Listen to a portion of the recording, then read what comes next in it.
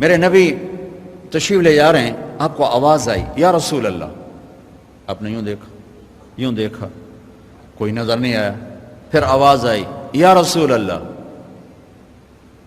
دیکھا تو ایک ہرنی گلے میں رسی چارپائی سے بندھی ہوئی وہ آپ کو پکار رہی تھی. آپ قریب آئے، کیا ہے؟ کہ آپ کا صحابی مجھے پکڑ کے لایا ہے، میں اللہ کی تقدیر پہ راضی ہوں، مطلب ذبح کی جاؤں گی، لیکن میرے چھوٹے چھوٹے بچے ہیں وہ بھوکے ہیں، اگر آپ مجھے چھوڑ دیں میں ان کو دودھ پلا کے واپس آ جاؤں گی. تو آپ نے فرمایا اگر تو واپس نہ آئی تو پھر، کہ اگر میں واپس نہ آئی تو اللہ مجھے جہنم میں ڈال دے جیسے انسانوں کو ڈالے گا. تو آپ نے اس کی رسی کھول دی اور وہیں بیٹھ گیا. اس نے دوڑ لگائی اور پہاڑوں میں غائب ہو گیا. دیر گزر گئی تو آپ نے دیکھا وہ پہاڑ سے اتر رہی تھی اور آ کر کہا یا رسول اللہ میں حاضر ہوں. اللہ اکبر. اسے خبر ہے میں کیوں حاضر ہوں. یہ ہمارے فیصل آباد کا بازار والا 10 روپے کے پیچھے وہ جھوٹ بولتا ہے کہ زمین آسمان کانپ اٹھتے ہیں. آپ نے اس کو رسی سے باندھ دیا اور پھر بیٹھ گئے. دیر گزری وہ صحابی ہے جنہوں نے پکڑا تھا شکار کے لیے، وہ دیکھ کے پریشان ہو گئے یا رسول اللہ آپ کیسے؟ کہا بھائی میرا ایک کام ہے چھوٹا سا. کہا کیا؟ کہ یہ ہرنی میں ہدیہ مانگتا ہوں آپ سے. کہا یا رسول اللہ ہم تو جان قربان کرنے کے پیچھے پھر رہے ہیں، آپ ہرنی کہتے ہیں؟ کہ بس یہ دے دو، کہ لے لو. تو آپ نے اس کی رسی گردن سے نکالی، کہ الحق باہلک، جا اپنے بچوں کے پاس چلی جا، سچ نجات دیتا ہے، جھوٹ ہلاک کرتا ہے. میرے بچوں ایک ہرنی جتنی سچائی سیکھ لو، اپنی زندگی سے جھوٹ نکالو اگر اللہ کو پسند آنا چاہتے ہو. نہ تہجد پڑھو، نہ اشراق پڑھو، نہ اوابین پڑھو. فرض نماز کا تو معافی کوئی نہیں، اس کی تو معافی کوئی نہیں، سچ بولو. فرض روزے کی معافی کوئی نہیں، مت رکھو تم نفلی روزے، مت کرو تم نفلی حج.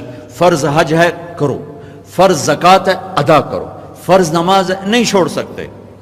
سچ نہ چھوڑو، سچائی نہ چھوڑو. جو قوم جھوٹ اور بددیانت کا شکار ہوتی ہے انہیں دنیا کی کوئی طاقت عزت نہیں دے سکتی، چاہے وہ تہجد گزار ہوں اور چاہے وہ دہری ہوں.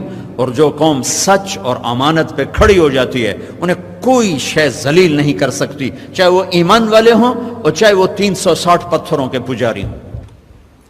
اپنی زندگی سے جھوٹ نکال دو اللہ کے واسطے. لمبی چوڑی بندگی ہے، میں نے فرض کے لیے تو میرے پاس کوئی چوائس کوئی نہیں کہ چلو اے کر لو تو اے نہ کرو. فرض تو فرض ہے، اس سے تو میں نکل نہیں سکتا، نہ آپ نکل سکتے ہیں. لیکن میرے عزیزو سچے بن جاؤ، سچے بن جاؤ، دیانتدار بن جاؤ، دیانتدار بن جاؤ. جو وقت یونیورسٹی کا ہے اس میں اگر آپ اپنے کام پہ جا رہے ہیں تو یہ آپ بددیانتی ہے. یہ خیانت صرف یہ نہیں کہ تم نے پیسے میں خیانت کی، ٹائم کی خیانت ہے. یونیورسٹی کے ٹائم میں پروفیسر صاحب اخبار پڑھ رہا ہے، یہ خیانت ہے اس وقت کے ساتھ جس کی گورنمنٹ اس کو تنخواہ دے رہی.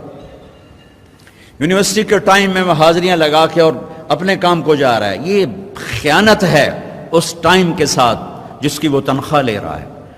اس کو سرکاری گاڑی ملی ہے، اس کے بچوں کو اسکول چھوڑنے جا رہی ہے، یہ خیانت ہے.